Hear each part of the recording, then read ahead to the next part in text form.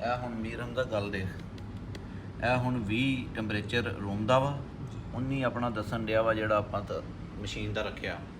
ਲੇਕਿਨ ਇਹਦੇ 'ਚ ਵਜ੍ਹਾ ਸਹੀ ਆ, ਇਹ ਇਹਨੂੰ ਆਟੋ ਕਰਾਉਣ ਡਿਆ, ਲੇਕਿਨ ਰੂਮ ਦਾ ਟੈਂਪਰੇਚਰ 20 ਨਹੀਂ ਆ, ਇਹ ਮੈਨੂੰ ਲੱਗਦਾ 24-25 ਟੈਂਪਰੇਚਰ ਆ। ਲੇਕਿਨ ਇਹ ਥਰਮੋਸਟੇਟ ਕੋਇਲ ਸੈਂਸਰ ਜਿਹੜਾ ਦੱਸਣ ਡਿਆ ਵਾ ਇਹ 20 ਦੱਸਣ ਡਿਆ। ਠੀਕ ਆ, ਇਹ ਨਹੀਂ ਸਹੀ। ਇਹਨੂੰ ਤੂੰ ਨਾ ਐਕਟਿਵ ਕਰ, ਤੈਨੂੰ ਮੈਂ ਇੱਕ ਵਾਰੀ ਦੱਸਿਆ ਸੀ ਇਹਨੂੰ ਰੂਮ ਸੈਂਸਰ ਤੇ ਕਰਨ ਲਈ ਜੀ। ਇਹਨੂੰ ਰੂਮ ਸੈਂਸਰ ਤੇ ਕਰ, ਰਿਮੋਟ ਦੇ ਵਿੱਚੋਂ ਕਰ, ਇਹ ਵੇਖੀ ਟੈਂਪਰੇਚਰ ਕਿੰਨਾ ਦੱਸਦਾ ਹੈ। ਫਿਰ ਇਹ ਸਹੀ ਚੱਲੇਗਾ। ਫਿਰ ਟੈਂਪਰੇਚਰ ਹੁਣ ਇਹ ਆਟੋ ਕਰਨ ਡਿਆ, ਇਹਨੂੰ ਉੱਤੇ ਕੋਈ ਵਜ੍ਹਾ ਨਹੀਂ, ਸਰਵਿਸ ਵੀ ਓਕੇ ਆ, ਗੈਸ ਵੀ ਓਕੇ ਆ, ਕੋਈ ਪ੍ਰੋਬਲਮ ਨਹੀਂ, ਸਿਰਫ ਇਹਨੂੰ ਸੈਂਸਰ ਆਟੋ ਕਰਾਉਣ ਡਿਆ ਵਾਰ-ਵਾਰ। ਇਹਨੂੰ ਕਰ।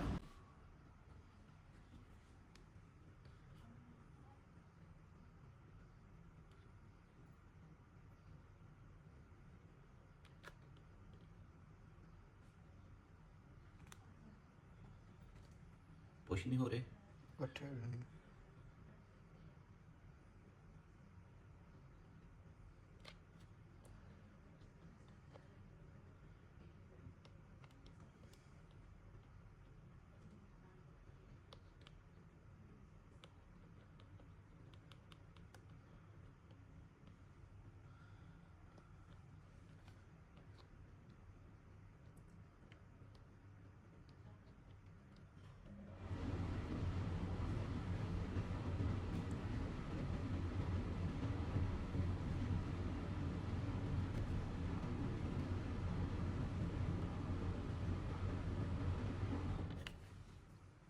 ਖਰਾਣ